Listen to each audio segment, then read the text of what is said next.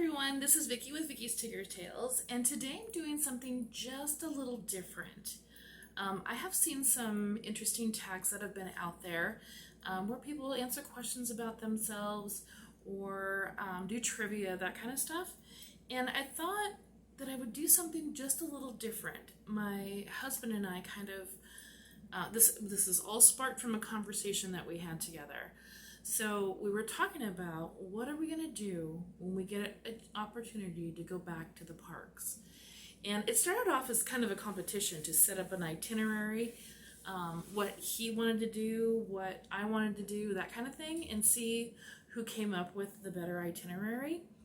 And actually, they were both really good. So I went ahead and kind of combined it and wanted to kind of share some of that with you. Right now, we can't go to Disneyland Park quite yet because we are Arizona residents, and they have not opened it up to anyone but California residents yet. So I challenged him in two different aspects, but I'm only going to share one. The first aspect was to not even give yourself a budget, like unlimited budget.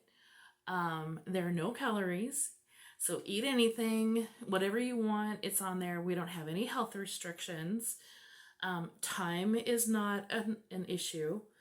There are no wait times. There are no calories. There's no anything. So what would you do? So I came up with a scenario, and I'm going to share it. And I may do this tag a couple of different parks. So if you've never been, it doesn't matter if you've been or not, use your imagination. What would you do? What would you plan? How would you spend your day in one of your favorite or your bucket list parks? So my first thought is that we would do rope drop to fireworks for sure. And here's the other thing too. There's no restrictions. So fireworks are going, princesses, meet and greets, all that stuff, they're still going. So as if you were still able to do all that stuff in the park, what would you do? So I put that we would start the day with beignets at Cafe Orleans, which is one of my favorites, and a hearty breakfast to fuel up for the day. First ride would be Pirates. That's typically our first ride. We always gravitate to that one. So the first ride would be Pirates, and then going to Haunted Mansion. Then onto the Fantasyland to ride some of the old classics. We always tend to skip some of those old classics. So we probably would do like Peter Pan's Flight, the Snow White. Then actually it's been redone. So Snow White's Adventure, all of those old classics that we've skipped in recent years. Then on to Small World and Storybook Land Canal Boats. And then we would do Critter Country and Splash Mountain. My husband's contribution to this is that we'd actually stop for our show over the Golden Horseshoe, and then we would head over to Big Thunder Mountain. So that's going to take up a lot of our morning. Of course, if wait lines aren't there, then we may add in a couple of meet and greets with the princesses and fill out. I got a autograph book prior to our trip in February of 2020 and started getting some of the princesses autographs and stuff. So I would probably work on some of that, getting Mickey and Minnie. I don't have those two, and going on from there. Then lunch. Oh, and by the way, there's no reservations, so you can go anywhere you want to. You don't have to try to reserve it. We had lunch over at the Blue Bayou, and then the next stop would go back over to Indiana Jones and get a Dole Whip before going into the Jungle Cruise that recently was reimagined, because now in my fantasy little tag thing, it is open and ready to be seen. And then going on to the Tiki Room. I still would probably skip Toontown. We normally do. We've seen it like, some people love it. We're more of the rest of the park. Unless Mickey and Minnie were in their houses, and then I would go for photo ops for those, the classic characters. and we would stop by and say hi. And then we'd get, let's see, then we'd go off to Star Wars Land.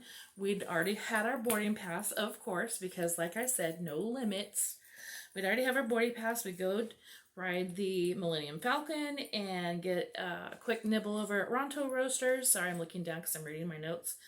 Ronto Roasters, and then do our boarding pass for Rise of the Resistance, which is by far one of my favorite rides now. And then off to Ogle's Cantina for some adult beverages. Now that you can drink alcohol in the parks, that's something that you've never ever been able to do before unless you had a membership over to D23. I mean, not D23, I'm sorry, the Club 33, I believe it is. And then we'd also, of course, take a photo in front of that door, which we love. Along with some cool photo ops with Kylo and the stormtroopers. The last time that we were there, the stormtroopers read my husband's button that said happy birthday to him, and kind of looked at him like, you're not allowed to celebrate. So we probably have some fun with them. And then off to try to get a photo op with Chewie, and then go to Tomorrowland for Space Mountain. I also put on here, I probably want to revisit Star Tours. It's been a long time since I've gone there. I really enjoyed it. I thought it was really fun. And this is just in the Disneyland park. So no, you can do whatever you want to, but on mine, I felt like I would probably do park by park. And then kind of see how things kind of played out. I'd love to see what itineraries people come up with. So my first one is just going to be Disneyland. From there, we'd finish the evening with the French Market restaurant and some Cajun meatloaf and a mint julep. Before leaving the park, we'd take a slow stroll down Main Street for a few shopping favorites and pick up ears, because I always get a pair of ears to commemorate my trip there. So I pick up a pair of ears. Right now I'm eyeballing the cornflower blue ones, and sometimes I like to pick up the sequin ones too, for whatever time period I'm there for. So I would pick up a pair of ears, and then the last stop before heading back to the monorail, because we are actually, I forgot to mention this, we would be staying at the Disneyland Hotel. Disneyland Hotel, now I don't, because I haven't stayed there in a very long time. I don't know if it still has a stop at for the monorail there or not, but I'm going to assume it does. Last stop before heading back to the hotel is the Cafe Orleans to go back and pick up more beignets for tomorrow morning's breakfast, and then we would sit in Main Street to watch the fireworks before leaving. So I am challenging you to, and I'm going to tag 3 people. I'm challenging you to find out what your, or plan out your itinerary for the best day ever. And that's what I'm calling it, best day ever tag. The best day ever. What's your imagination? Let it run wild.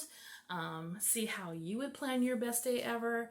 And I would love to see how far this goes. So if you do this challenge, and I want you to tag me in it, and I am going to tag, to start off with, Ashley from Ashley's Grotto, Jamie from Jamie's Magical Kingdom, or Disney Magical Kingdom, and Sammy from Just Sammy Things. So if you've never been to a park, like I said, it's okay.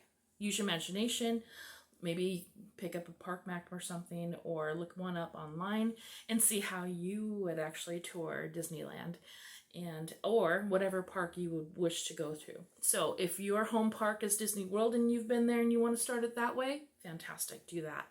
I'm interested because I think by everyone's ideas, we'll be able to get kind of an eye view, or someone's perspective on where they would spend their time, and maybe get some ideas for yourself. My husband and I have talked very seriously about going to Walt Disney World. We've never been. I've only ever been to Disneyland, and we were talking very seriously about going to Walt Disney World. And so I'm going to be doing it for all the parks over there, just to kind of see what kind of different things are available. Just to, like we know from being there that a plan never goes to fruition for the most part because of the fact that circumstances change and things just come up in the moment, which is why I usually don't really plan something, but I thought it would be kind of fun because you never know. Like, I wouldn't have necessarily known to go to Cafe Orleans for beignets, and unless I had been there before and know that I love them. I may have like stopped at the Plaza Cafe because it's the quickest thing to, or the first thing most people see when they first enter into the park, and miss that altogether. So let me know what you guys do. I'm really interested in how you're going to play this one out. And pick whatever park you want to. If you want to go to Tokyo or Shanghai first, or you want to go to Paris, or whatever the case may be, pick your park, create your scenario, plan your best day ever. Remember, there's no limits. Do what you want. Remember to keep things magical, and have a Tiggerific day. Have fun, guys.